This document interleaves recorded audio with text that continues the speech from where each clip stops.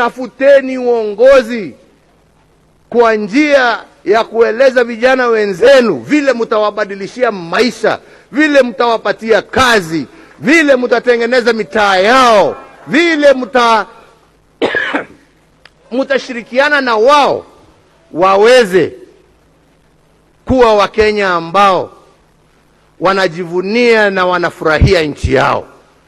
That is all. 2032, we don't want to see a Kikuyu, we don't want to see Kalenjin. We must allow other communities. We have 42 communities in this country, and each one of us have the capacity, the competence, the ability to lead this country. What is wrong with a father to visit his children? What is wrong with a father to come and give us the way? Wapende wasipende, we are looking upon you, Baba. Just tell the young people, all of us in the country are looking up to you to save this country. You have the numbers, you have the zeal, you have the conviction, you are not tribal, you cannot be corrupted, you cannot be bribed. The country is looking up to you.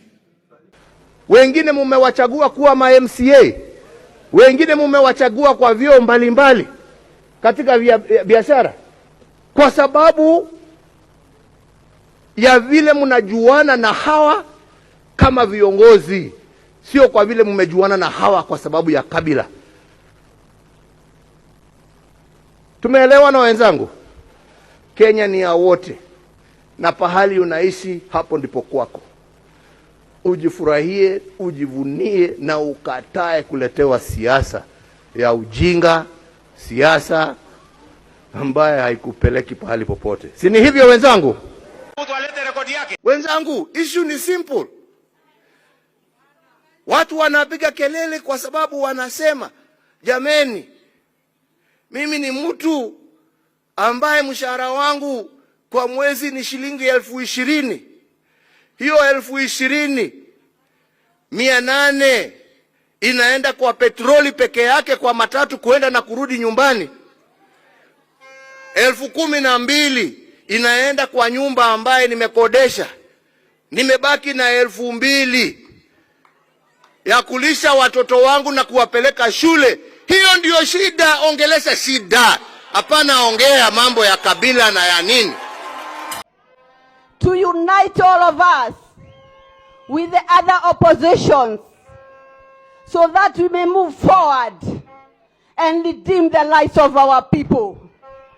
Yule aliyetangulia kama rais wa jamhuri hii, yule anafadhili upinzani, yule aliweka vikaragosi, yule hakuwa na azma ya Raila, yule hakuwa na azma ya sisi kuendelea mbele, yule aliyotusaliti, yule na watu wake tutawaweka katika kaburi la sahau ili waende huko mbele watokoe. Wakianza siasa ya mgawanyiko na wana haya, wakiongea haya, wanaongea haya mbele ya wakubwa wa nchi, na wanasimama na wanaongea mambo ya kuchochea, mambo ya kulete vita, mambo ya kugonganisha Wakenya. Na hakuna mtu ambaye anasimama hapo kusema msiongee vile mnaongea. Wanaruhusiwa tu waongee yale ambao wanasema.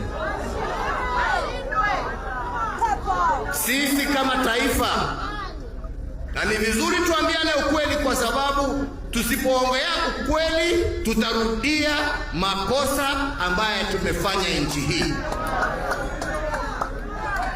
Hii sio mara yetu ya kwanza kuona viongozi wakiongea mambo machafu ya kulete vurugu.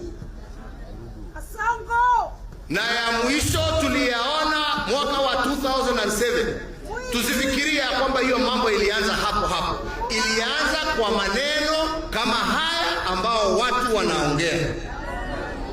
Na waomba viongozi wa serikali, naomba viongozi wa usalama wa nchi hii yetu ya Kenya, kama kwa ukweli mnapenda nchi yetu, msiruhusu mambo haya yaendelee.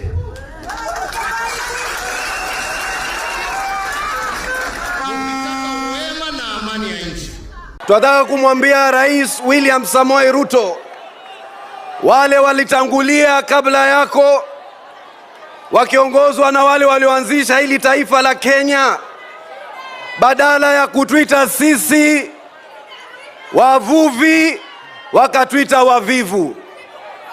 Wakasema sisi ni watu wa kuongojea nazi kuanguka.